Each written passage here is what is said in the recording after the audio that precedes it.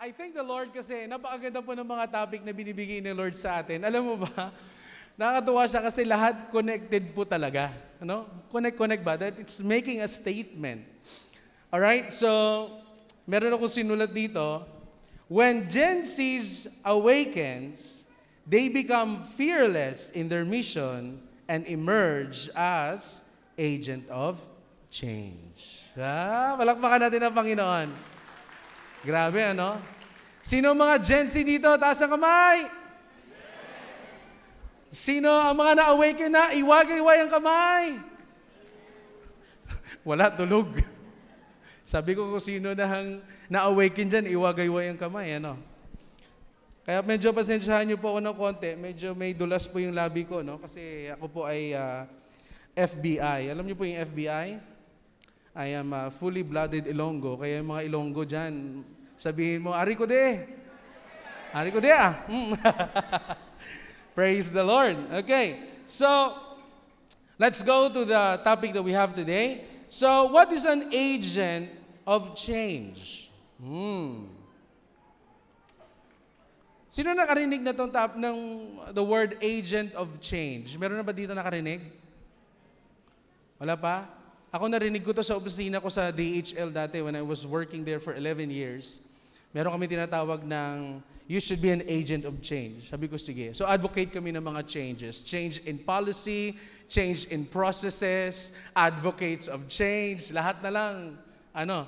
But let's talk about this. Agent of change. So number one, agent of change is an agent that is someone who promotes and enables change to happen within a group or organizations. Number two, agent of change is sometimes called a change advocate or supporting for a change.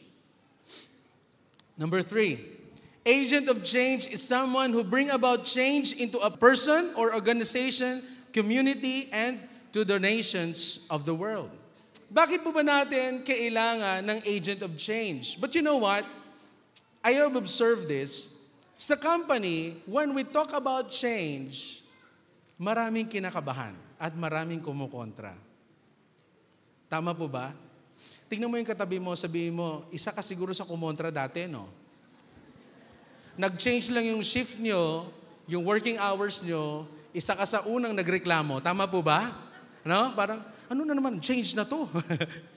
No, when the change is happening, minsan, lalo pag sa company, kinakabahan ka kasi it might threaten your job. Tama po ba? Kaya minsan, medyo nagpapanik ka kasi baka, naku, ano to, pang-ready to sa pangbawas ng work. Tama? Lalo na pag process ang pinag-uusapan. Naku po, ako po yung mahilig sa process sa kumpanya. Ako po talaga ang isa sa mga gumagawa at nag-o-observe ng mga proseso dati sa company namin.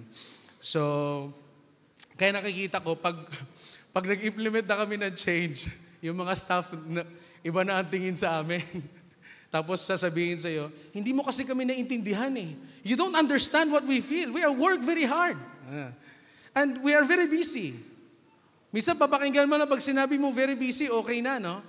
Pero kung titignan mo, kahit busy, may time pa rin mag-check ng phone kahit bawal.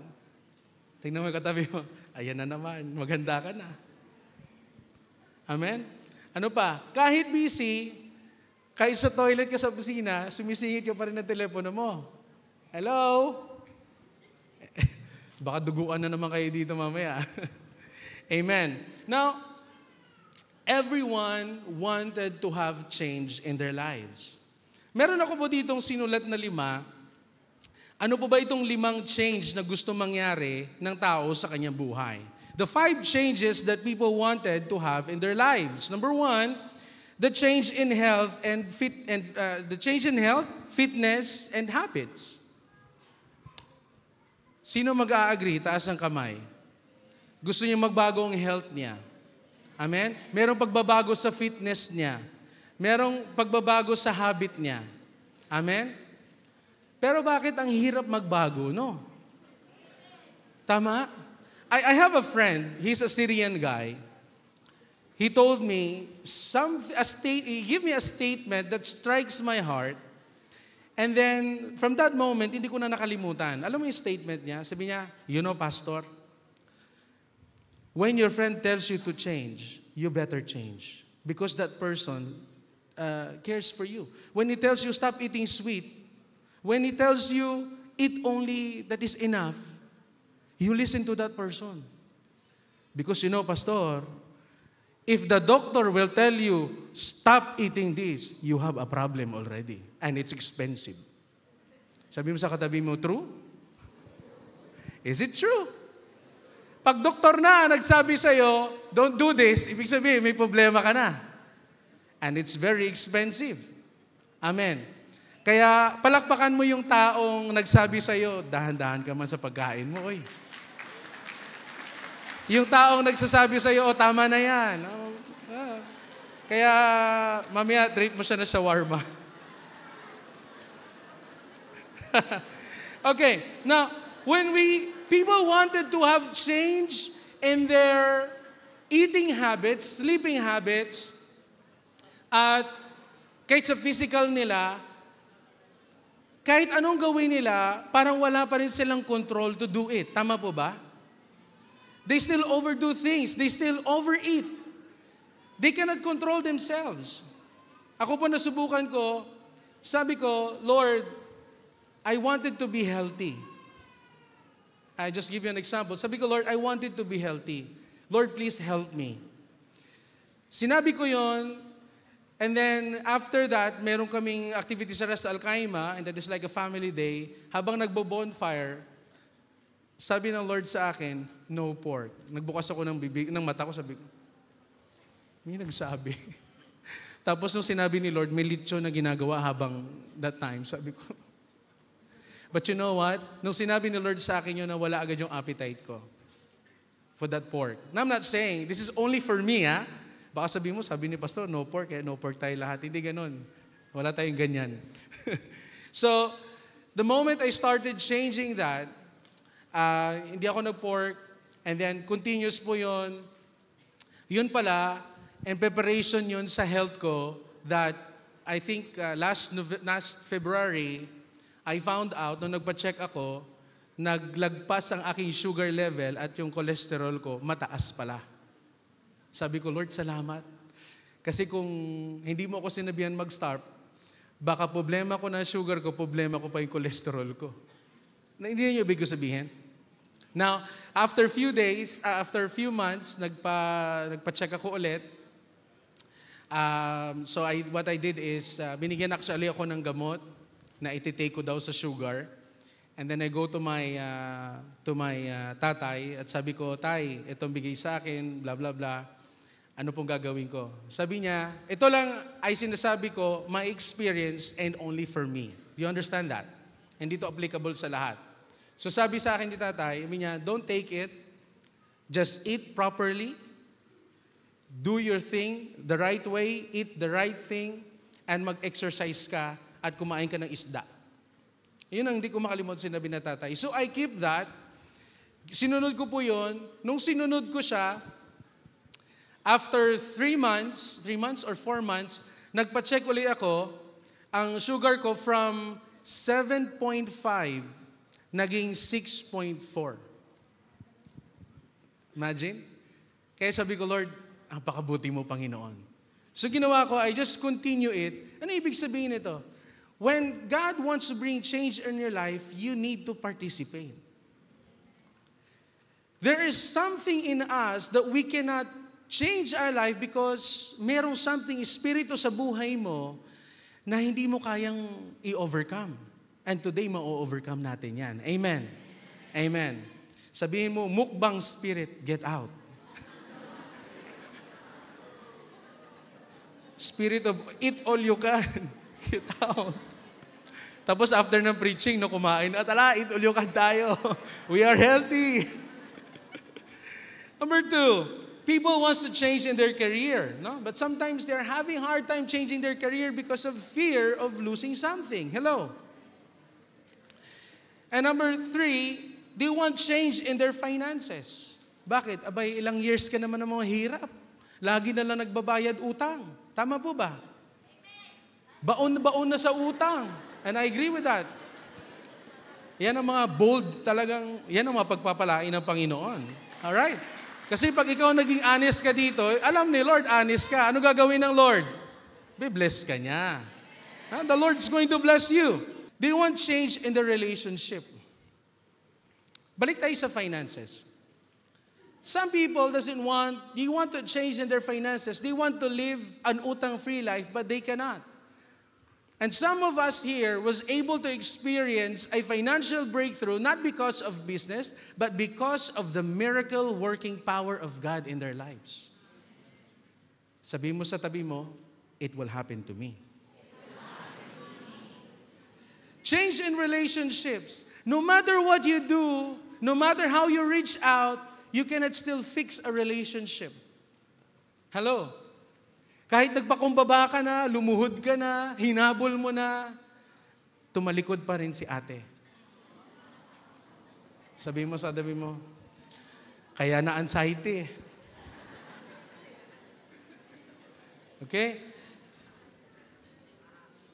There are situations in our relationship that only God can fix. Amen. Kaya mamaya makikita natin dyan. Change in environment or social status in life, everything here. No? Some of us here living in the life of darkness, full of hopelessness, living in fear and scared in life. And no matter what you do, something is holding you back and telling you, hala, lagot ka. Don't do this. Do you have to understand this?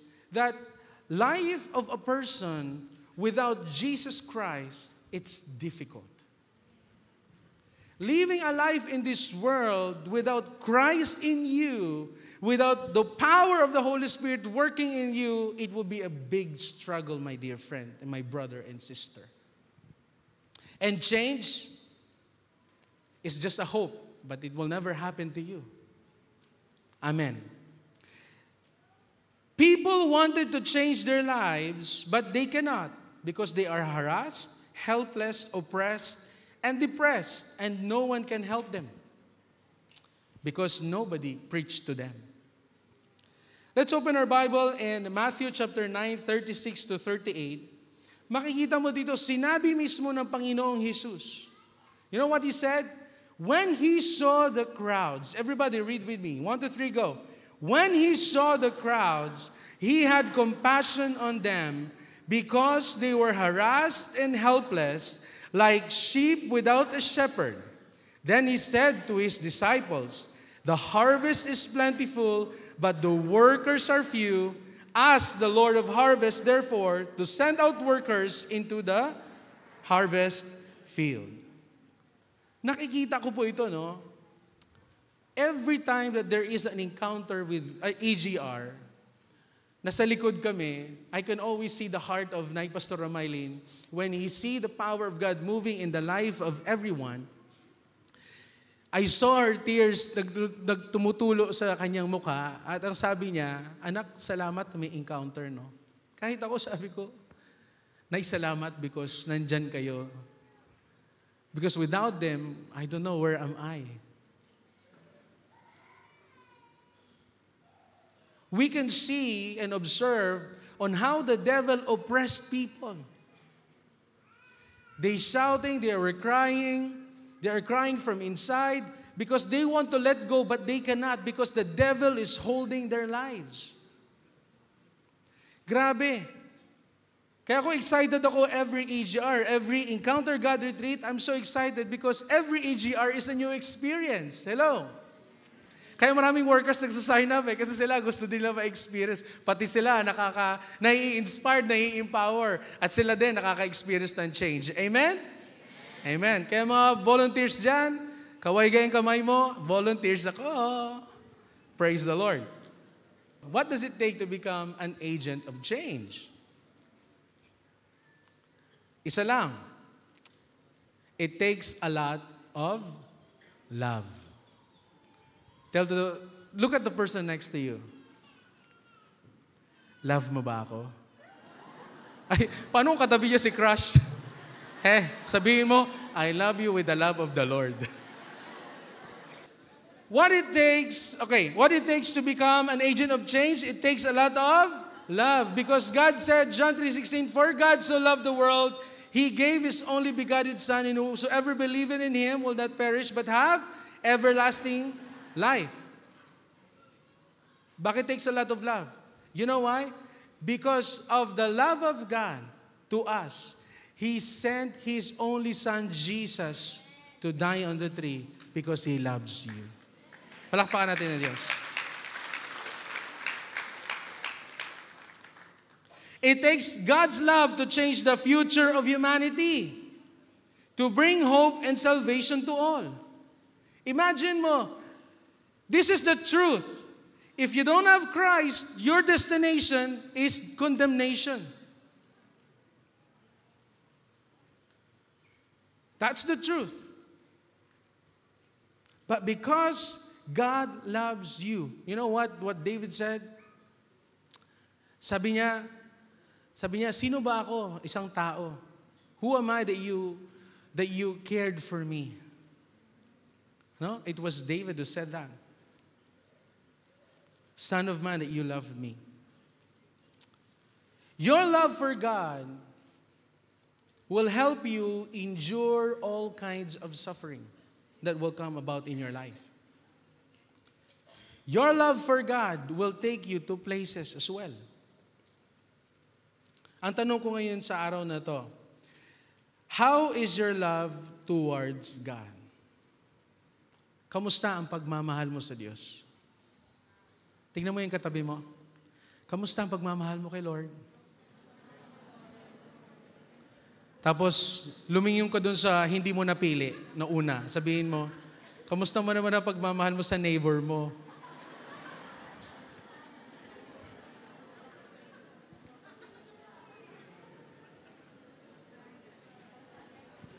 Are you with me? So, sabi ko nga kanina is that, how is your love? Kamusta ang pagmamahal mo sa Diyos? At pangalawang tanong, kamusta ang pagmamahal mo sa kapwa? You understood that? Sino sa inyo na naramdaman niya parang, first time ko lang natanong sa akin to ah. May nangamusta kung gaano ko kalab si Lord. Parang first time pa lang. Okay lang ako din, nakaramdam din ako ng ganyan. Let's open our Bible in Revelation chapter 2, chapter 2, 2 to 5. To the angel of the church of Ephesus write, this thing says he who holds the 7 stars in his right hand, who walks in the midst of, in the midst of the 7 golden lampstands. I know your works, your labor, your patience, and that you cannot bear those who are evil, and you have tested those who say they are apostles and are not, and have found them liars. Verse 3, and you have preserved and have patience, and have labored for my name's sake, and have not become weary. Nevertheless, okay, bago ko ituloy yan, ang sabi ng Lord, 1 to 3, sabi niya, verse 1 to 3, alam ko lahat ng ginawa nyo. Alam ko na busy ka sa ministry. Alam ko na nagre-reach out ka. Alam ko na sa cell group ka. Alam ko na sumasayaw ka dito. Alam ko busy ka sa practice. Alam ko rin na talagang lagi kang nanalangin. Alam ko rin na dami kang ginagawa patungkol sa ministry. Ang dami. Pero sabi niya sa verse 4, nevertheless, I have this against you, that you have left your first love. Sabi ng kanta, first love never dies. But parang namatay ngayon ang love dito. Nevertheless, I have this against you, that you have left your first love. Verse 5, remember therefore from where you have fallen, repent and do the first work, or else I will come to you quickly and remove you from your lampstand in its place unless you repent. Sabi nga dito, you might find yourself very busy in your daily task as an employee, busy in your ministry, busy in your business, no? May sinasabi ka pa, wala akong time, or shall we say, busy ka sa kingdom, but the problem is, you don't have enough time for the king. You might be busy in the kingdom and all the activities in the kingdom, but when you miss the opportunity to be in the presence of the king, you failed everything. And then you found yourself nakakapagod ng ministry. Kaya some of you burned out in the ministry because you are so busy in the kingdom, not in the king. Kaya sabihin mo, from today, Lord, I will make sure that I will make time with you and I'll spend time with the King of Kings and the Lord of Lords over my life. May narinig ka na bang busy ka na naman? May sinabihan ka na ba yung busy ka na naman? Yung iba hindi na makatingin sa akin. Parang ako yun, pastor. Busy ka na naman. Be careful. Maybe, when it says busy, maybe you are being under Satan's yoke. Busy ka pa? Hindi na. Hindi na ako busy, pastor. Available na ako. Or else, it's a big problem for you, no? Ingatan mo rin pag lagi mo sinasabing wala kang time, lalo na sa Panginoon. I don't have time. I don't have time. I don't have time. Be careful. Baka kunin ni Lord ang time mo, and the next day, wala ka na.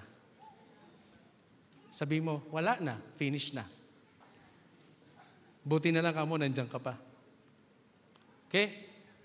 Now, makikita natin dito, how is your love for God? Nakita natin na the very important thing for us is to always nurture the love that we have for Jesus. Kamusta ang pagmamahal mo sa Panginoon? Always have that right check. No, kahit ako po, nireview ko ni Lord habang piniprepare ko to. Sabi ko, Lord, my mind has been so punong-puno ang isip ko kung paano i-work out ang family ko, paano i-manage yung business, paano i-manage yung mga bata. You know, the whole week, your mind was so caught up with a lot of those things. May ministry ka pa and all. And then you just come in the day, in the night, and said, Lord, thank you so much for everything. And then you just sleep the right way. Ako din, naranasan ko yun. And then the Lord tells me, you're so busy in the ministry, in all lot of things, but you don't have time for me. Sabi naman ng iba, Lord, di ba nagpipray naman ako 3 times a day? Yes, you pray 3 times a day. That is breakfast, lunch, and dinner. Anong prayer mo? Lord, thank you for the food. Yun lang, tapos unpos na. Hindi prayer yun. Hello? Are you with me? Now let's talk about, how about your love for your neighbor? This is very important. You need to realize this. These 2 things are very important. Your love for God and your love for your neighbor. The Bible says, if anyone says, I love God, but hates his brother, he is a liar. For he who does not love his brother whom he has seen cannot love God whom he has not seen. Some of us are hit hard with this verse because we declare, we come into church, I am born again, I love Jesus, but when it comes with your office mate, you look down on him and you insult him a lot of time. Are you with me? You said, I love God, but I don't want to talk to my brother. I love God and I serve God. And yet, you don't have time to reconcile with your sister that hurts you, with your parents. Sabi ng Ilonggo, agoy. Agoy, sakit ba?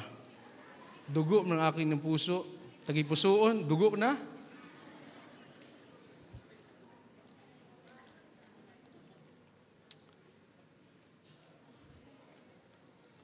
You cannot say, I love God, and yet you say, I hate my boss. Remember this, ikaw anak ka ng Diyos, God has called you to bring about change in this world. When everybody hates your boss, you stand up and said, I am praying for my boss. When in this world, pag binato ka ng tinapay, pag binato ka ng bato, batuhin mo ng tinapay na sa garapon.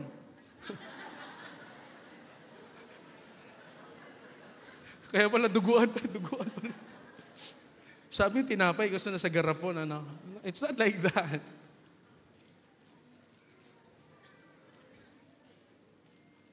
Sabihin mo sa katabi mo, let us learn to love. John 14:15 says, if you love me, keep my commandments. John 15:12-14 says, my command is this, love each other as I have loved you.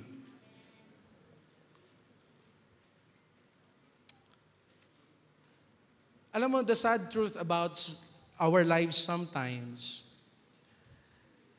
we have a heart to come in the church, raising our hands and worship the Lord, umiiyak tayo. And yet, there is still something or somebody in your heart na gusto na Lord makipag-reconcile ka, pero hindi mo pa rin ginagawa. From today, I'm telling you, my sister and my brother, anak ng Diyos, if there is still someone in your heart na you are not right with, makipag-ayos ka na. Not because I'm telling you no, because God loves you. And because you love God. For the sake of your love for God, you will do it. Pastor, hindi ko siya mapatawad eh. Ay, sabi ni Lord, pag hindi ka nagpatawad, hindi ka papatawarin. Anong gagawin mo? You better release that forgiveness, right? Are you still here? So, therefore, verse 13, greater love has no one than this, than to lay down one's life for his friend. You are my friends if you do what I command. What is the commandment of God? Commands of God, love one another so much love that this love will snatch others from the fire and save them. Ano ibig sabihin nito? When God said love one another, this love will inspire you to love the unlovable. Again, when God said love one another, this love will inspire you to love the unlovable to the point that you're going to snatch others from the fire and save them. Alam nyo, VIPs? Taas ulit mga kamay ng mga VIPs. Alam nyo ba kung bakit kayo ni-invite sa church? Kasi mahal ka na nag-invite sa'yo. Palakpakan natin yung mga nag-invite.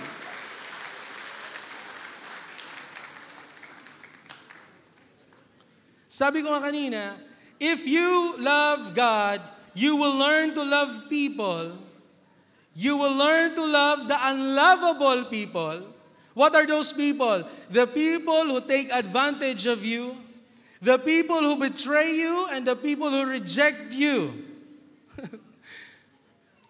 Pastor, parang hirap ata. Sabi mo sa katabi mo, I feel you also. Kapit lang, kapatid. Alam mo, kahit magkapitan kayo ng kamay, hindi magbabago ang sinasabi ng Lord. Amen. Ang sabi ng Lord, love. Sabihin natin, love, love, love.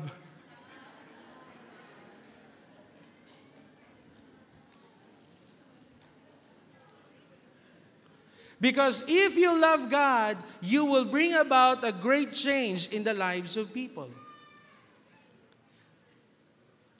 Alam mo ba bakit mga VIPs, no? Listen to me carefully. Why yung nag-invite sa inyo talagang pursigi sila mag-invite sa iyo? Kasi mahal ka nila eh. Pinagpipray ka nila. They were kneeling down, Lord, ipuin mo ang puso ni sis. Lord, bigyan mo ko ng wisdom kung paano ko siya madala na church, Lord. Or, Lord, kailangan ko ba siya, Lord, bigyan ng lambong shawarma? Amen. Glory to God. Palapakan natin ng Diyos. No, lahat na lang na strategy ginawa na para sabi niya, gusto mo mamaya, libre kitang shawarma. No, kahit walang pera. May pang shawarma ako. Kasi para ma-invite lang sa church. That's the kind of love God is looking for every one of us. You know why? Because they want to see change happening in your life. Hello? Amen. Amen. Okay, an agent of change is someone that is focused on accomplishing the mission. We're talking about agent of change. Amen? Tingnan mo ang katabi mo. Agent of change ba to o CIA? Ano CIA? Nagtatago. Secret agent daw. Amen? So, an agent of change is someone that is focused on accomplishing the commission. Now, we have one example. I've given two examples only for this, but let me do it fast. Number one example we have is we have Paul as an agent of change. All right, why? Paul knows that there is a price in there's a heavy price in bringing the gospel to the Gentiles. It takes a lot of beating, it takes a lot of accusations, it takes a lot of threats, it takes a lot of things for him to suffer for the sake of the gospel. Nakulong siya, napriso siya, pero sabi niya, ano sabi niya? But he chooses not to give up, and he chooses to finish the race that was set laid before him. 2 Timothy 4:7-8, it says, I have fought the good fight of faith. I have finished the race. I have kept the faith. Now there is stored for me a crown of righteousness, which the Lord, the righteous judge, will award to me on the day, and not only to me, but also to those who have longed for this happening. You know, Apostle Paul loves the gospel and the Lord Jesus Christ. He gone through a lot of struggles and challenges in his faith. Even ang sarili niyang mga Jew, no? Sila din ang nagpe-persecute sa kanya, and he know that the price he is going to pay is his own life. But anyway, he do it. Kaya nga sabi niya, to live is for Christ and to die is gain. Amen. He know where he is heading pag namatay siya.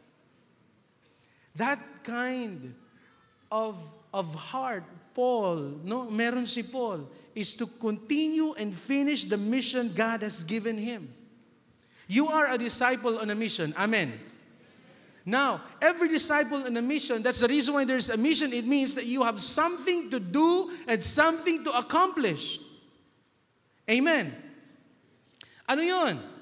Mamaya, pag-uusapan natin yan. Next, Jesus is an agent of change.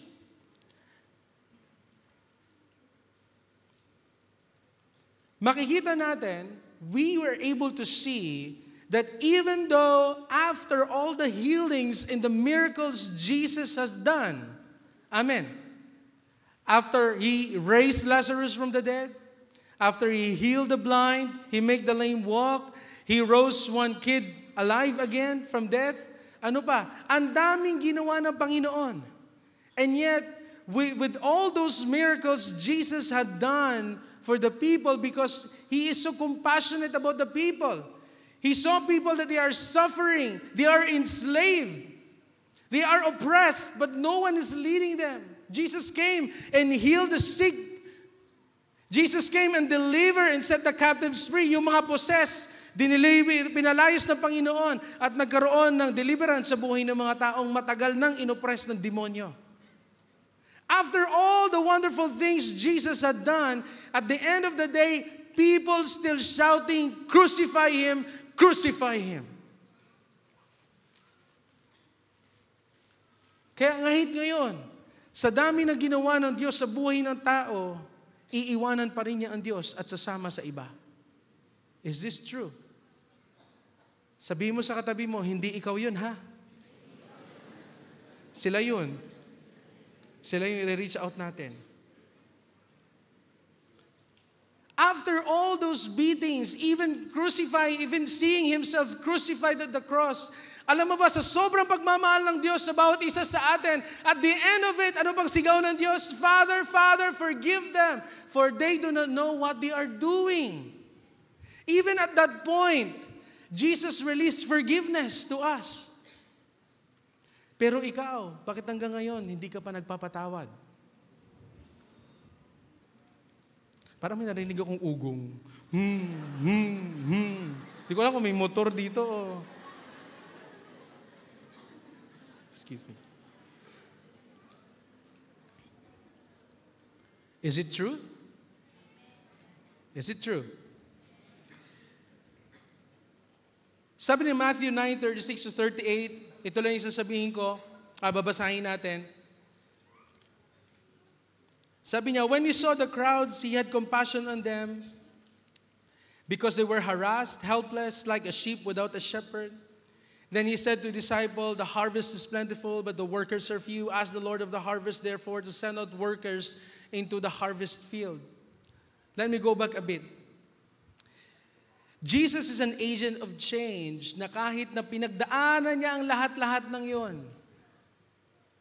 Alam mo, sinabi niya din, sabi niya, it is finished. You know why? Because He finished what the Father has set before Him. Amen. Sabihin mo sa katabi mo, salamat tinapos ni Jesus. Just like Jesus Christ as an agent of change, we should be missional intentionally. What do you mean missional intentionally?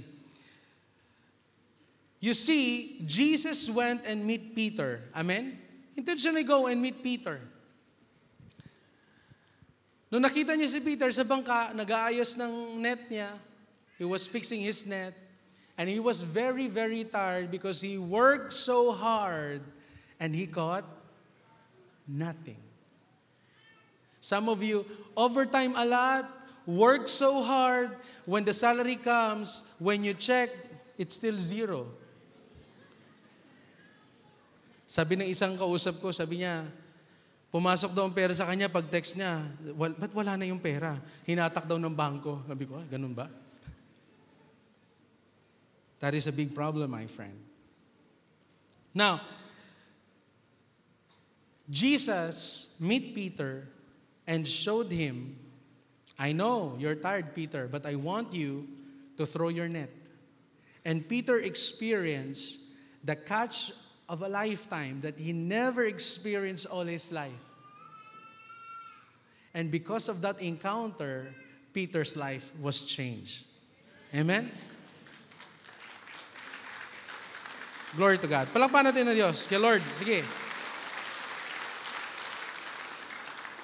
When Jesus showed Peter a miracle, the catch of his life, Jesus called him and said, come, follow me, and I will make you fishers of men. Imagine that. All his life, he was fishing. Kuha ng isda. One day, wala siyang huli. Si Jesus dumating, binigyan siya ng maraming huli. Ay sabi ni Lord, halika, come and follow me, and I will make you fishers of men. Ako na-imagine ko ang life ko, kung wala kayang tao nag-reach out sa akin, saan kaya ako? So, when Peter experienced that and received that mandate from Jesus, after, kung makikita mo sa scripture, when Peter started to do his mission to become a fisher of men, all right, what happened? Isang preaching pa lang ni Peter, 3,000 got saved. Amen. 3,000 got saved. Imagine your encounter with God will bring a big change in your life, that God will gonna use you for a greater purpose, that with your life, you can change a nation. Hello? Palakpakan natin ang Lord. Jesus came to bring a change into the life of Peter. And Jesus also came to bring about a change in the life of a Samaritan woman in the well. You know the story, right? All right? Jesus met the Samaritan woman by the well, not only to address her thirst for true love. True love? Yes. You know why? Jesus approached her and said, do you have a drink? Sabi niya, how can you talk to me? I am a Samaritan and you are a Jew. Parang ganito. Paano mo kukusapin? Unbeliever ako, born again ka. Huh? Related? No. Sabi ni Jesus, nakita mo yung conversation. And as the conversation move and move, we will be able to see, the conversation unfolds, we can see that Jesus addressed the woman's need, not the water. Water is just a physical need, but is actually longing for love. You know why? Because she fall in love 5 times. But the one that she is with, it's not her husband. Tingnan mo katabi mo. Hi, gising ka. Yun lang. May iba naman. So, when Jesus addressed her need for love, she able to discover that God loves her. Do you understand that? May hope siya that she doesn't need to go to the mountain and worship Jesus, but she was able to experience the Messiah that she was waiting for the rest of her life. Amen? Did she? Yes. Sabi ni Lord sa kanya, sabi niya, Lord, ang pagkarinig namin, darating ang Messiah para i-explain niya lahat sa amin. Sabi ng Lord sa kanya, the one that I'm speaking to you, I am He. Woo! She encountered the Messiah that they have been waiting for. Amen. You know what happened? When she encountered the Messiah, change bring about to the life of this Samaritan woman. And you know what happened? Jesus stayed in that village where she is, and the entire village got saved. Hello? Hindi mo kailangan magligtas ng maramihan. Pray to the Lord that will give you one. Pero yung isa na yun, forest pala siya. Hello? Isa lang pero maraming connection. Amen? Yan ang pag-pray natin. Muli, palapakan natin ang Panginoon.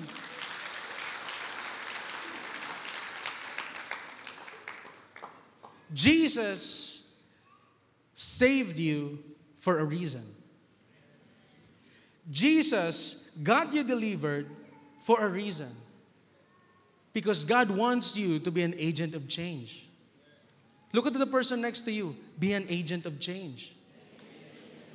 Balikan mo yung isa na hindi mo pinili nung una. Sabihin mo, ikaw din, be an agent of change. God changed your life. He changed your mind. He changed your heart. He changed your character. He changed your environment. He changed you for a very reason. He also changed your future. Ano yun? Ang present mo, He changed niya rin. From darkness to light. Amen. He changed your citizenship. From earthly to heavenly. Amen. He changed your status from the enemy of God to become a friend of God. Now you are not cursed. You are now a blessed child of God. You are highly favored, successful, and your life is way, way, way back much better than before. Amen.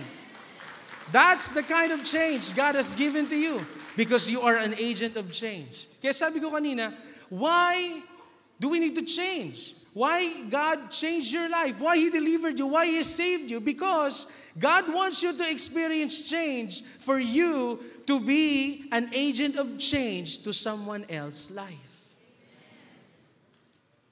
Are you with me? Nakukuha mo ba? Sabi mo sa katabi mo, nakukuha mo ba? Because you must experience change before you can bring about the change in the life of other people. Because why? Because you will be a witnesses. You will be a witness that I experienced God. My life was changed. That's why I'm standing in front of you and I'm telling you that when you receive Jesus, your life will never be the same again. You are the first witnesses of the gospel. Sabi ng iba, Pastor, hindi ko alam kung paano ako mag-preach ng Word of God sa office mate ko. You know, you can quote the scripture, but the best message that you can give is your life. Your life testimony is your message. Alam mo ba si Paul, nung siya ay hinuhuli at siya ay kinakausap, simple na tinuturo niya, sabi niya, on the way to Damascus. Nabasa niyo ba yung scripture? On the way to Damascus, there was a light. He saw the light. He fell down. And the voice said, Saul, Saul, why are you persecuting me? And he said, sabi niya, Lord, who are you? He said, I am Jesus, whom you are persecuting. Yun lang ang tinuturo ni Paul. His experience of the powerful move of God in his life and the change that Jesus did to his life. And that's the reason why you are also here today, because of the testimony of someone who invited you here. Palakpakan natin ang Diyos.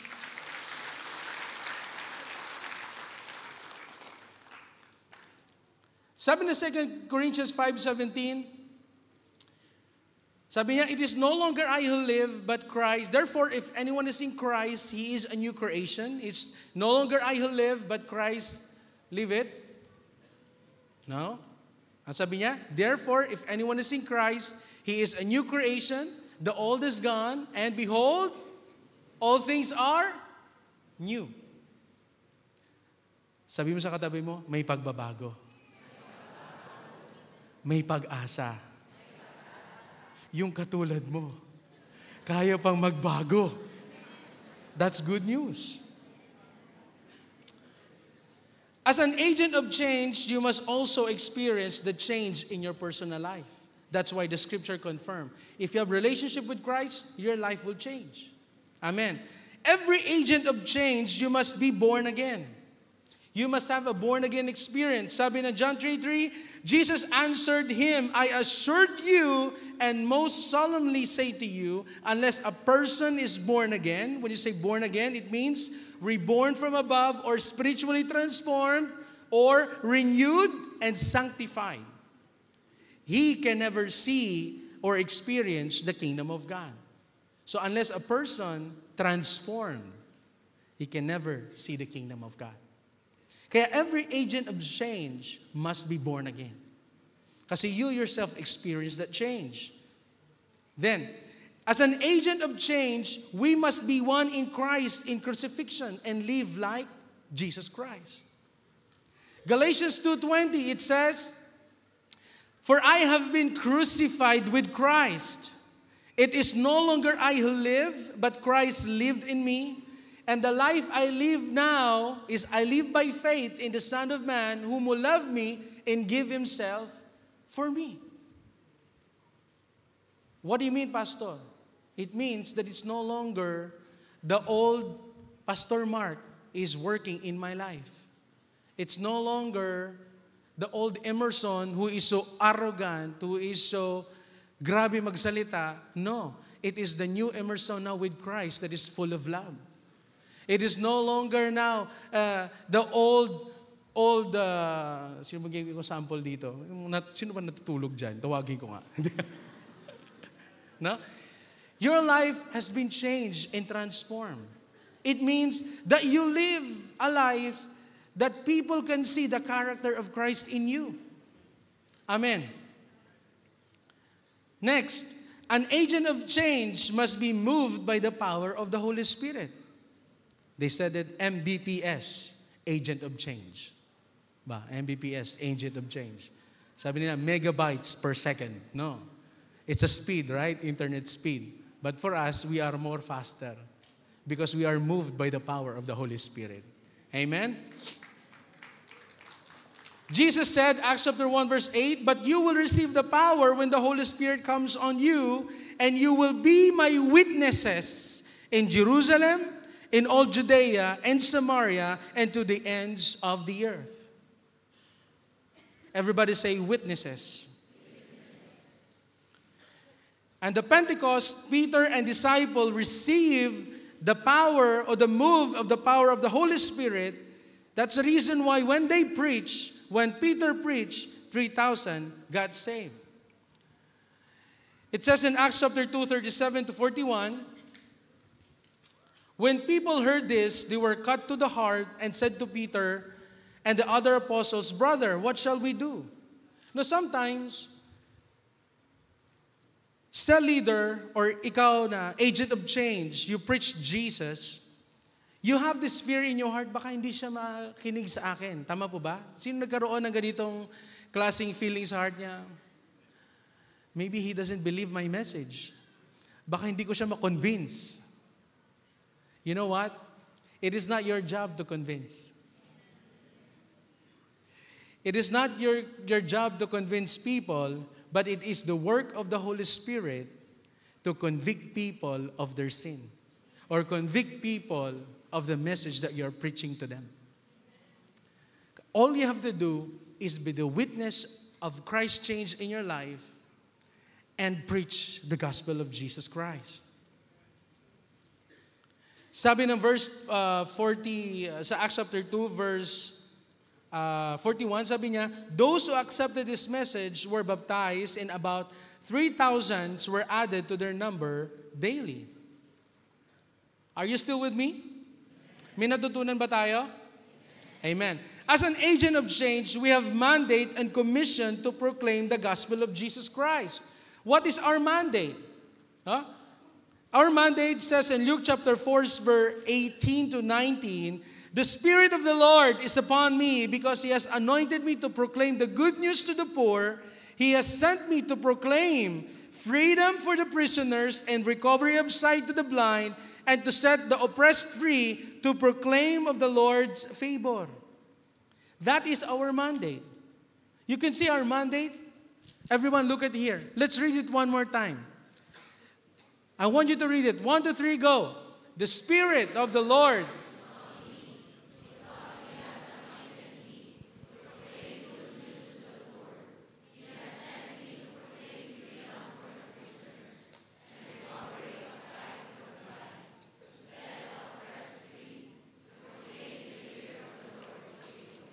What you just read, that is your mandate. And on this mandate, in this mandate, you can see that God has anointed you. Some of you are doubting. Anointed ba talaga ako? Sabi mo sa katabi mo, inuunahan ka lang ng fear. Kaya ka kinakabahan. Alright. Now, and it says, proclaim the good news to the poor. He has sent me to proclaim freedom to the prisoners. Ano ibig sabihin? God has given you an authority to set the prisoners free. God has given you authority to heal the blind. Hello? And God has given you authority to set the oppressed free. Ibig sabihin, when God gives you a mandate, God is giving you authority and empower you. Amen. Pansinin mo dito sa Dubai. Ang pulis dyan, nandiyan lang siya. Wala namang baril. Pero pag kumilos, lahat ng tao tagilid. Tama? Pansinin mo, isang sasakyan na ng pulis, lahat stop. Napansin mo ba yon? That kind of authority. The reason why the devil oppressed you, because you don't know about who you are and what you're capable of. Many bullies in this world right now, they bully you because you don't know who you are and what you can do and what you are capable of. That's the reason why the devil is bullying you, giving you a lot of lies. Why? Because you don't know who you are and what you're able and what you're capable of doing. Sabi mo sa katabi mo, hindi na tayo magpapabuli sa demonyo. Our commission, Matthew 28:18 to 20, we are commissioned to go and make disciples of all nations. Then Jesus came to them and said, all authority in heaven and on earth has been given to me. Therefore, go and make disciples of all nations, baptizing them in the name of the Father and of the Son and of the Holy Spirit, teaching them to obey everything I have commanded you, and surely I am with you always to the very end of age. When you are commissioned, what does it mean? It means that you are authorized, empowered by the Lord Jesus Christ to go and make disciples, to have authority over unclean spirits. You are well provided. You will not lack of anything. God will supply all your need. You will have authority to set the captives free. You have the power and authority to cast out demons. God has given you authority to heal the sick and proclaim the Lord's favor on the person you are preaching, or you are reaching. That's the power when God is commissioning you to do something for Him. Tingnan mo yung katabi mo, you are not a just. Hindi ka basta-basta.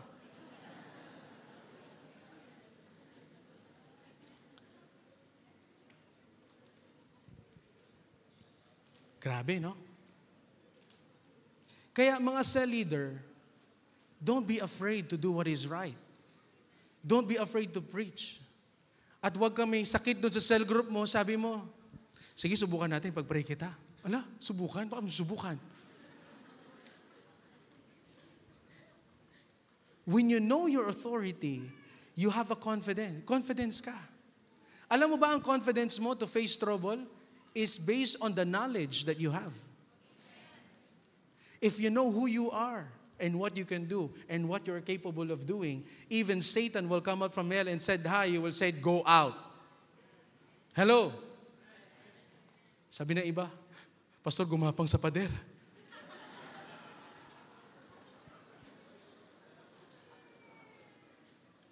Anong gagawin mo? Imagine mo, sa cell group ka, may demon possess. Hindi mo alam authority mo. Nagwawala na. Ano sabihin mo? Nasaan telepono ko? Reb, anong gagawin ko? Reb, may possess. Because you don't know what you're capable of.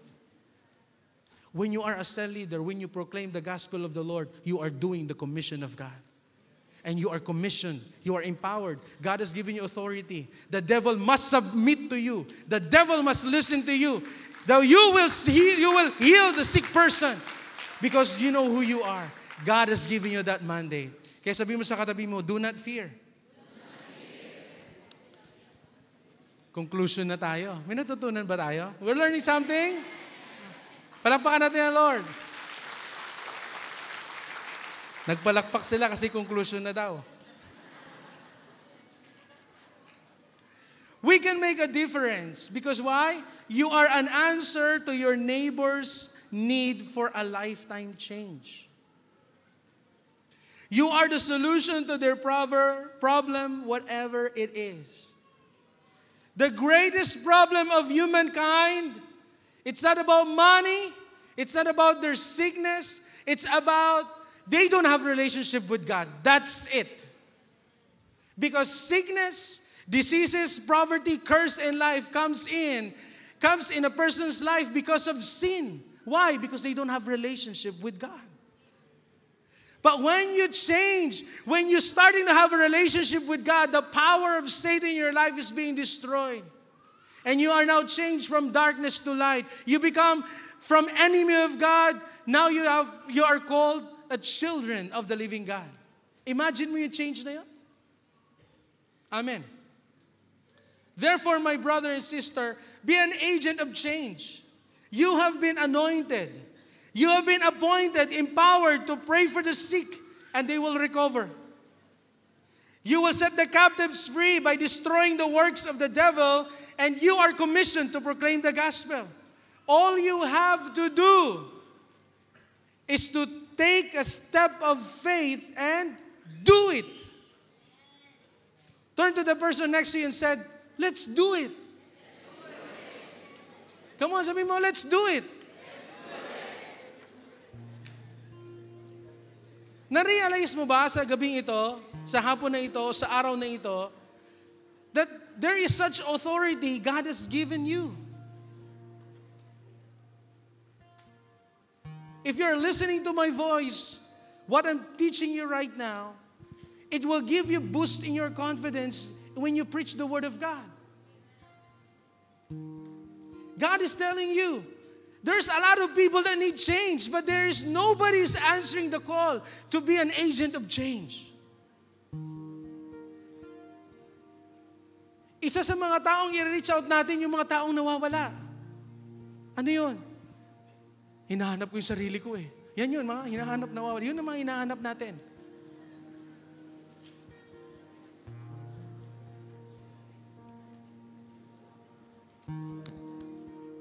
Tandaan po natin,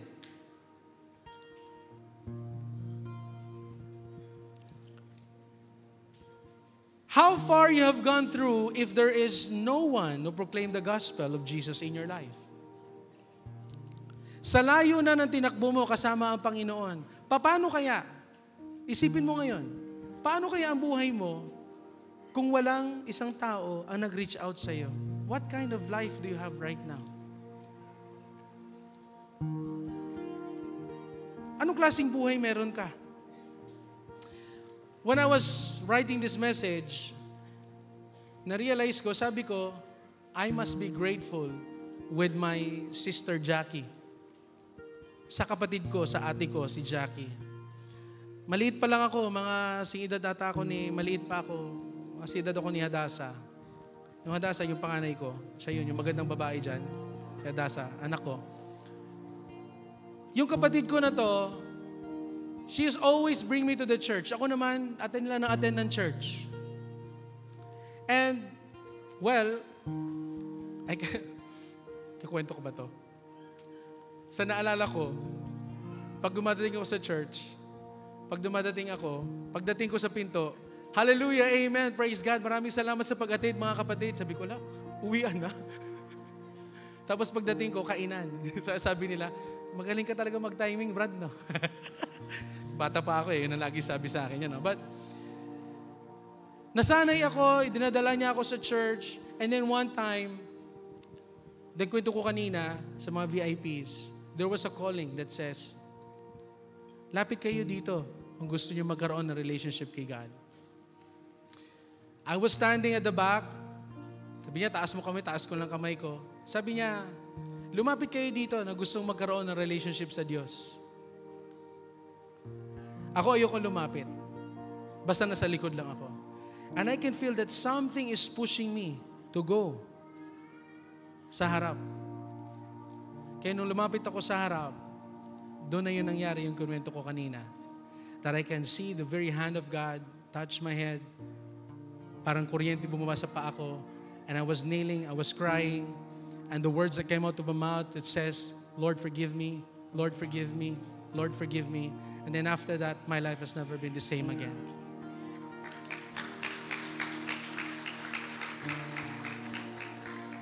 Because of that one person who bring me to the church, my life was changed. I have gone through a lot.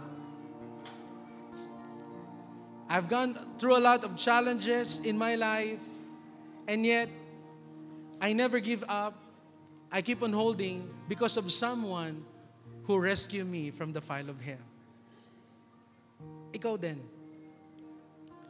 Jesus saved you for a reason.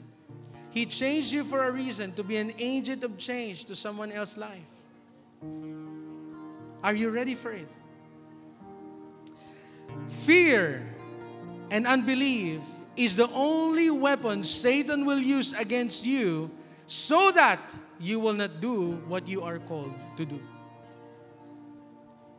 Sabi mo, I refuse fear. I refuse unbelief. In Jesus' name. I'm telling you right now, brother and sister, that as an agent of change, you have a written and spoken mandate from God. All you have to do is go back to the scripture, execute them in faith, in love with Jesus Christ. And you know what Jesus had promised? He promised that He will never leave you or He never forsake you. Ano ibig sabihin? When you do the mandate of God, you will never be alone. God will always be on your side. If God is always on your side, miracles will happen. Hello? Amen?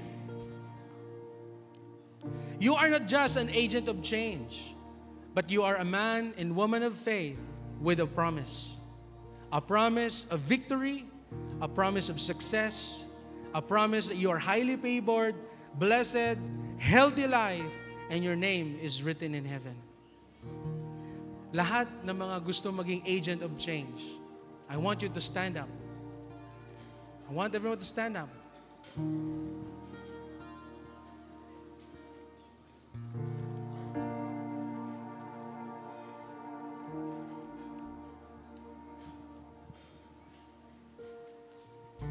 Bago tayo kumanta ng isang nating kakantayan, I want you to realize something. The Lord just spoke to my heart to go back to a verse that we have read earlier. Ako po ba'y naririnig ninyo?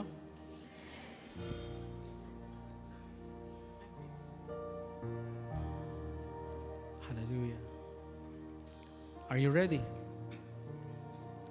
Matthew chapter 9, verse 36 to 38. Can you project?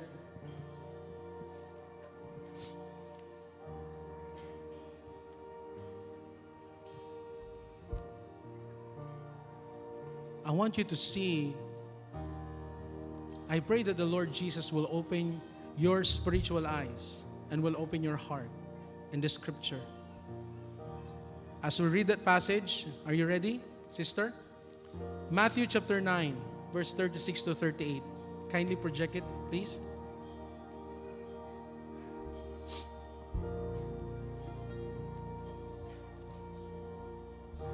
I want you to see the heart of Jesus here. I want you to see in your heart.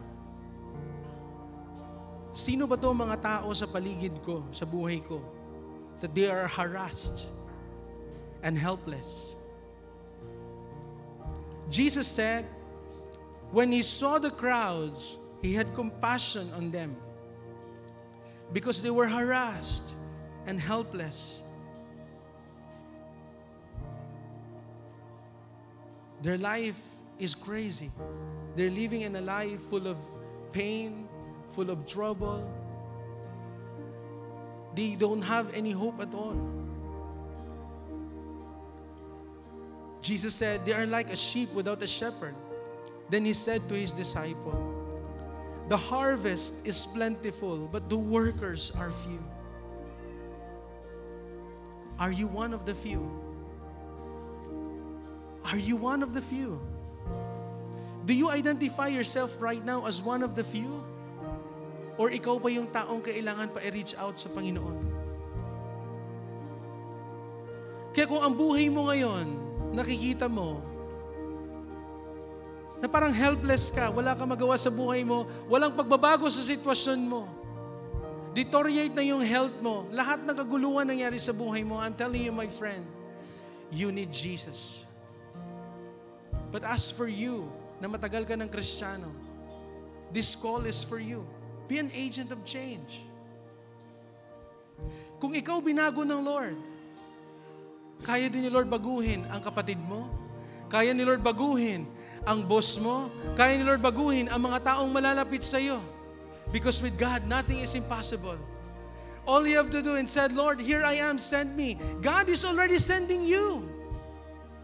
My friend, my dearest brother and sister, let us be an agent of change. Hallelujah. I give you a minute to close your eyes and pray.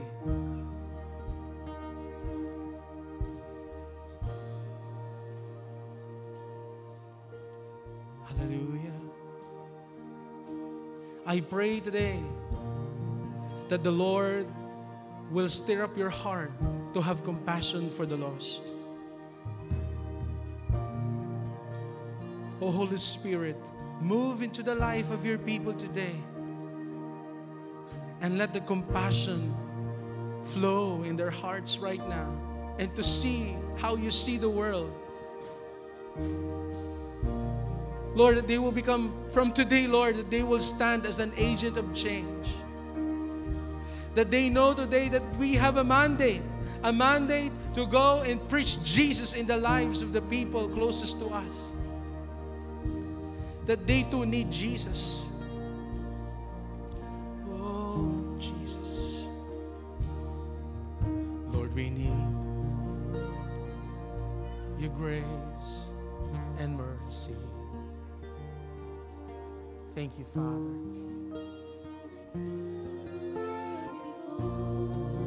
Let's worship the Lord.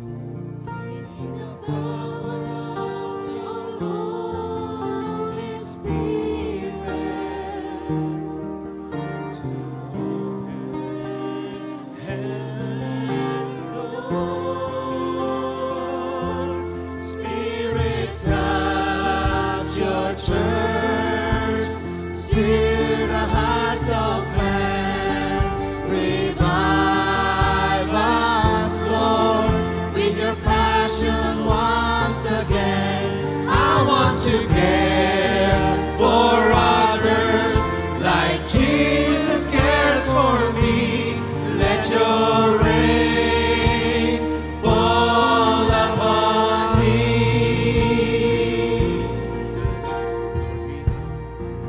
Thank you, Jesus. Lord, we humbly come before you. We don't deserve. Let's raise our hand. If you want to answer the call to be an agent of change, yearn Let's to worship the Lord. see your glory. Restore this dying land. Spirit touch. Spirit touch your church. Steer the hearts of men. Revive us, Lord, with your passion once again. I want to care for others like Jesus cares for me. Let your rain fall upon me. Spirit touch. Spirit touch your church. Steer the hearts of men. Revive us, Lord, with your passion once again. I want to care for others like Jesus cares for me. Let your rain fall upon me. Come on, let's declare it. Spirit touch. Your church, steer the hearts of men. Revive us, Lord, with your passion once again. I want to care for others like Jesus cares for me. Let your rain fall upon. Let us make this our prayer. Spirit touch the church, oh Lord. Steer the hearts of men. Steer our hearts, oh God. Revive us, oh Lord, With your passion to have passion for the lost again. to care for others like Jesus cares for me. Let your rain fall. For the last time, let's sing it with all our hearts. Spirit touch your church. Steer the hearts of men. Revive us, oh Lord, with your passion once again. I want to care for others like Jesus cared for me. Let your rain fall upon me. For the last time, Spirit, Lord, touch the heart of your people, oh God. Listen to their cry, oh Lord. Work revival from within. Pour out of the heart in Jesus' name. Let that passion, oh Lord, for the lost burn within them in Jesus' name. Jesus cares for me. Let your rain fall upon me. Let your rain, Touch your church. Steer the hearts of men. revive us, oh God. Revive us, Lord, with your passion once again. I want to care for others like Jesus cares for me. Let your rain fall upon me. Let your rain fall upon me. Let your rain fall upon me. Let your rain. Let your rain fall upon me. Hallelujah. My brethren, if you see tonight that you have lost passion for the lost, I want you to come here. And if you want your heart to be ignited once more to preach the gospel, come run in front. Our pastors will come and will pray for you. And I'm praying that the Spirit of God will move today and bring revival in your heart, that you will become fearless, you will become unstoppable in preaching the gospel of Jesus Christ. If the Spirit of the Lord calling you to come in front, you come in front fast right now.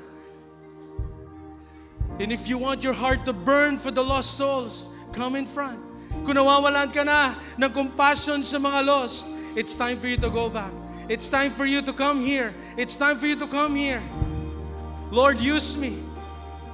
Lord, steer my hearts for the lost.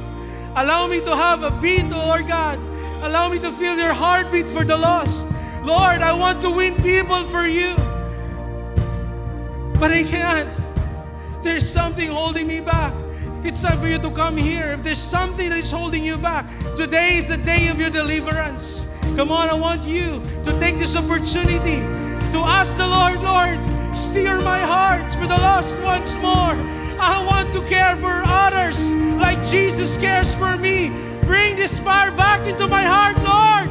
Lord, let my heart be beating for the lost souls to win people for you. Lord, here I am. Use me, oh God.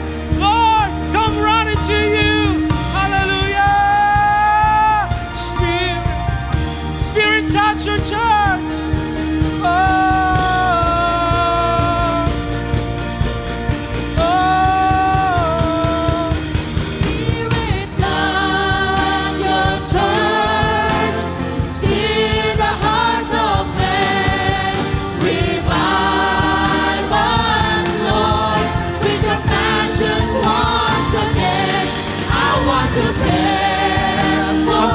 Pastors, like Jesus cares for me.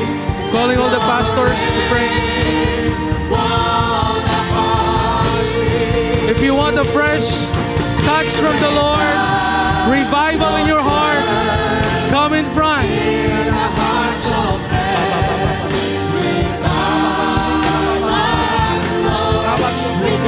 Fire of the Holy Spirit.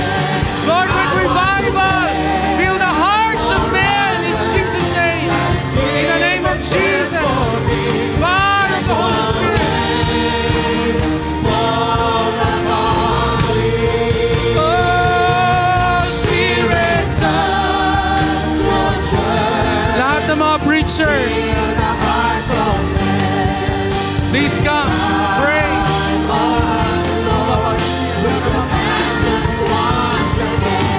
I want to care for others like Jesus cared for me.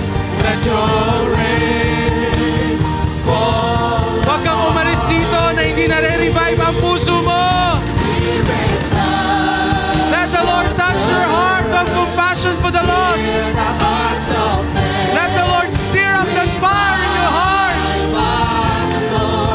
With your passions once again, I want to care for others like Jesus cares for me. Let your Fire in the name of Jesus. Fire of the Holy Spirit.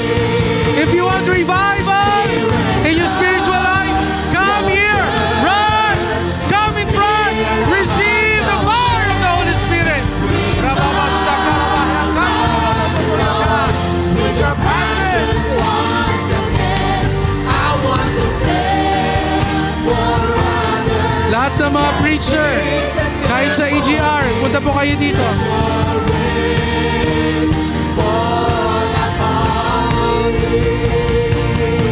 Spirit, touch your church. Steer the hearts of men.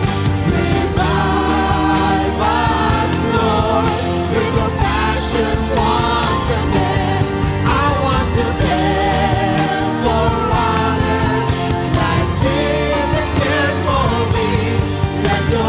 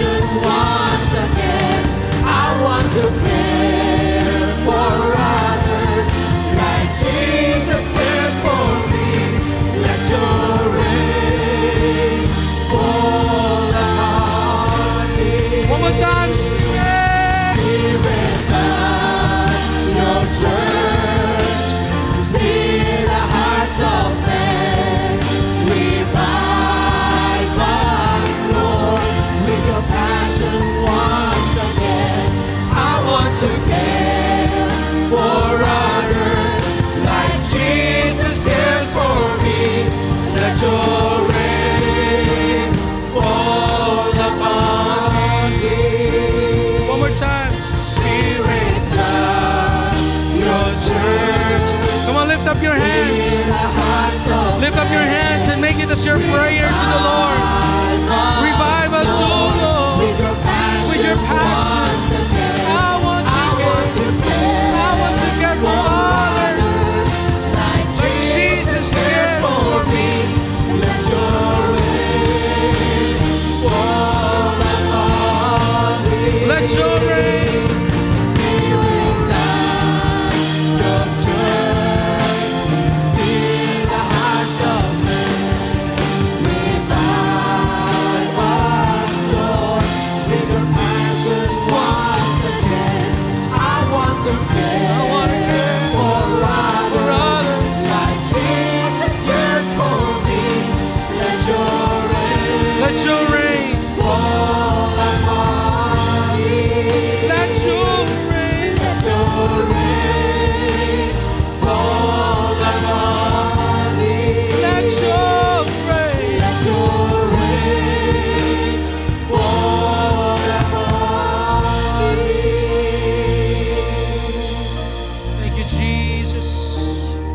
Thank you, Holy Spirit. Thank you, Lord, for the revival. Oh, hallelujah. Oh, harabasia karaga bukuro de soto romanyana ka. Ikera bahadi ukuro de soto romanyana karadisi. Can we pray in the Spirit? Everyone, let's pray in the Spirit.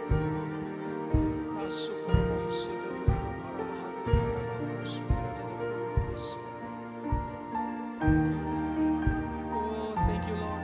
Thank you, God. Thank you, Holy Spirit. Fire will come right up to you right now. Where you are standing, the fire of the Lord will reach you. Be ready. As you lift up your hands, receive the fire of the Holy Spirit be upon you right now. Oh, Spirit, touch your church. Fire of the Holy Spirit be upon you all. A fire to be bold to speak the gospel of Jesus. A fire to preach the word of God. A fire to set the captives free. To proclaim the word of the Lord.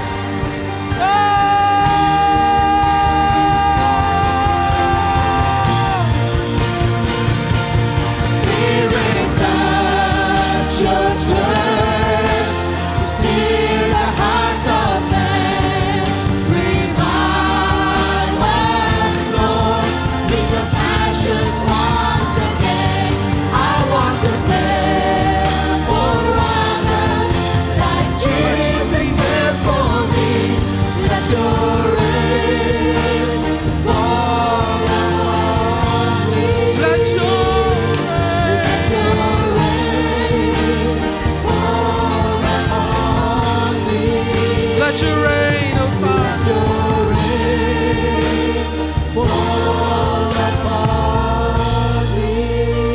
Thank you, Lord. Can we raise up our hands and repeat after me? I am an agent of change. I am a child of God. I am born again. I have compassion for the lost. It is no longer I who lives, but Christ lives in me. I host the Holy Ghost in my life. I am successful. I am healthy. I am well provided. I will lack nothing, for the Lord is my shepherd. Green pasture is my standard life. I will always drink from the streams of living water. God's staff will always protect me and comfort me. I will sit on the table with God in the presence of my enemies. You have anointed my head with oil, and my cup will always overflow. Promotions, favor, divine favor will overflow in my life. In Jesus' name. Surely your goodness and your mercy shall follow me all days of my life. I will always dwell in the house of the Lord forever. I declare the power of the blood of Jesus upon my life. I declare that the blood of Jesus that was shed from His wounded body will absorb all infirmities, all kinds of sickness, all kinds of diseases in my body, over my children, over my wife, over my family, over my disciples, and everyone related to me. I declare that they are all healed in Jesus' name. No weapon fashioned, no weapon formed against me shall ever prosper in Jesus' name. My body, my nerves, my muscles, my internal organs, my kidneys, my lungs, my heart, my liver, my pancreas, my veins are all in sync with the Word of God. I command every pain to go away in my body. I command every disease to be gone in Jesus' name. I am strengthened in Christ. I am physically restored. I have a sound mind. The same Spirit that raised Christ from the dead now dwells in me. And that Spirit will give life to my mortal body. In Jesus' name. I will never lack. My God will provide all my needs. I declare that I will never go bankrupt. I declare that I will never be poor. I declare that I will lend to people and borrow from none. I am prosperous in Christ. I will no longer pursue money, but money will pursue me. Money will come to me from all over the world in Jesus' name. My business will be a success. I will be a success. My children will become successful. My salary will increase. My sales in my business will increase. There will be overflow in my bank account. In the mighty name of Jesus. This is my declaration that my family will be saved. My brother, sister, and my parents will be saved. I release them from the power of sin and Satan all over their lives. They are saved in Jesus' name. This is my declaration that I am born again. I am a child of God. I am an agent of change. I am who I am according to the Word of God. Hallelujah! Palakpakan natin ang Panginoon. Hallelujah! Everybody say, Hallelujah!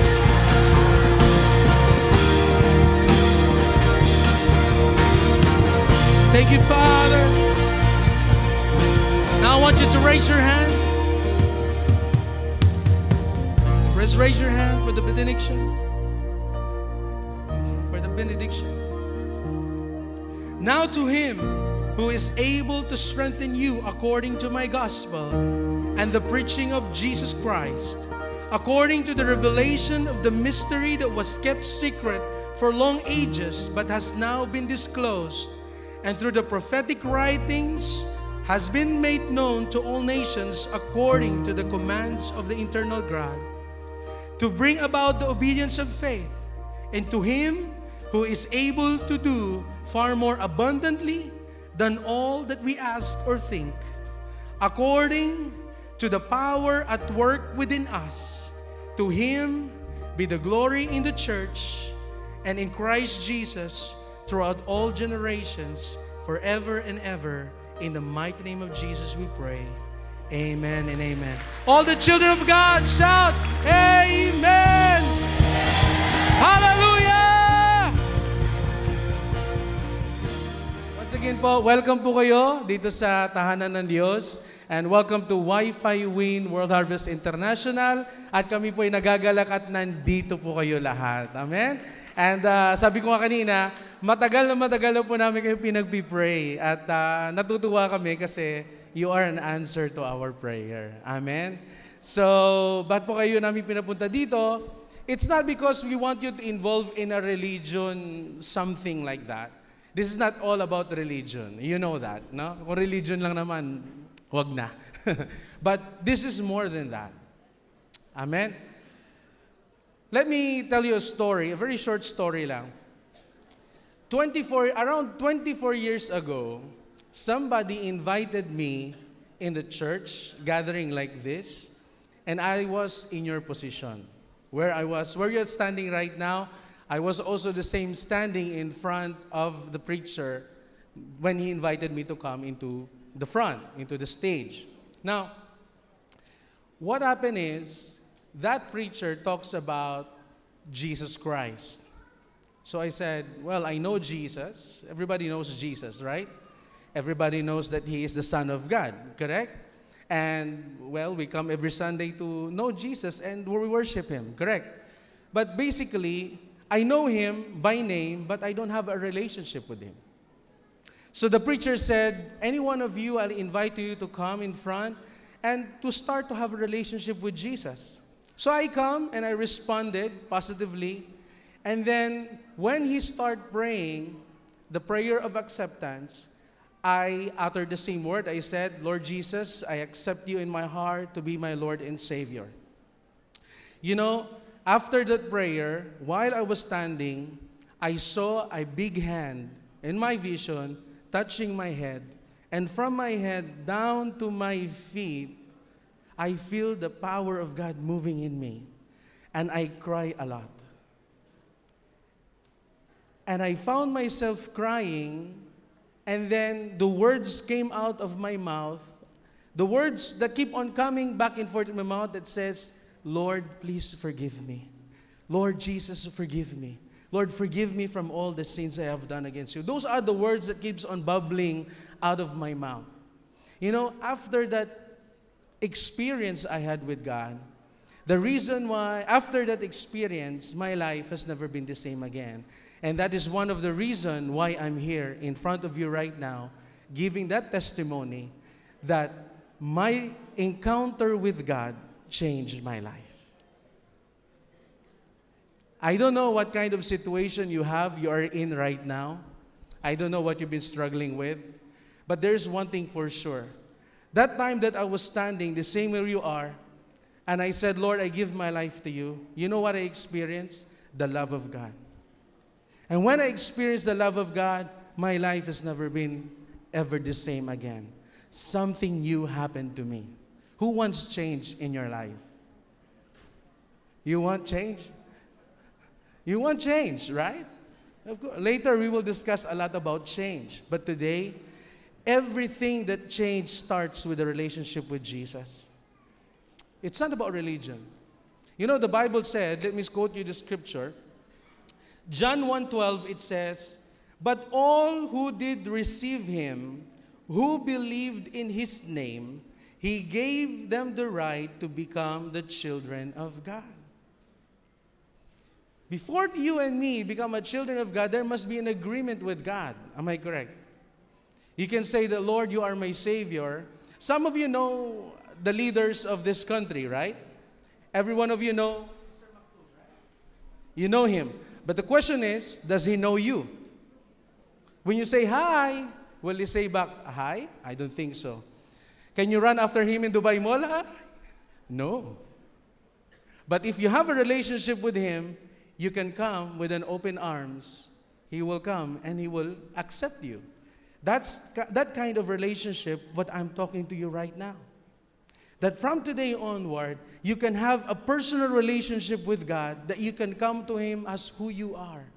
And He can allow you to experience His love and His life-changing power to change your life and my life. Amen? Do you want to experience the same that I experienced?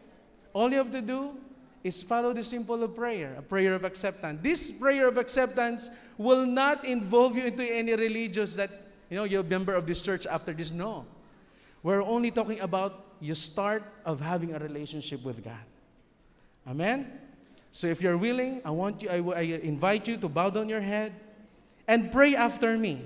Sundin niyo po ang panalangin na ito. Sabihin po ninyo, Diyos Ama, or Heavenly Father, I come before you in the name of your Son, Jesus Christ. I ask for forgiveness from every sin that I have done against you from the day I was born until today. Lord, Father, I accept Jesus as my personal Lord and Savior. And I believe that He was crucified and He was buried, and on the third day He rose from the dead. Father, today I become a child of God, because now I declare that Jesus is my Lord. And I pray, Father, that let my name be written in the book of life. And I pray that let the Holy Spirit will guide me and will teach me on how to live like Jesus. From today, O Lord, take full control over my heart, over my mind, and over my future. This is my prayer in Jesus' name. Amen. Amen. Palakpakan natin ang Panginoon. Let me pray for you. Let me pray for all of you. Father, I thank you for the lives of these wonderful people, O Lord, that is here in front of us right now. I thank you, O Lord, that it's not an accident that you have brought them here, that they responded yes to those who invited them. Lord, this is an appointed time that you have set for them to hear your message of love, to let them know that you love them and you died for them, and you are waiting to have a relationship with them. Right now, Father, I bless them in your name.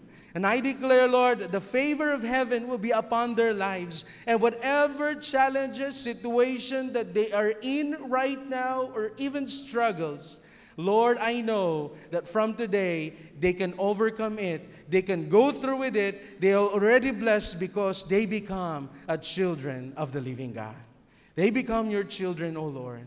And right now, Father, I declare that every need that they have will be provided, as you have said, that you shall provide all their needs, O Lord. And those who call upon the name of the Lord will be saved. Lord, they will be saved from any kinds of trouble. In the mighty name of Jesus, I speak blessing, favor, and victories upon their lives, in peace, and joy, and love, healing, and deliverance. This is my prayer in the mighty name of Jesus. Amen and amen and amen.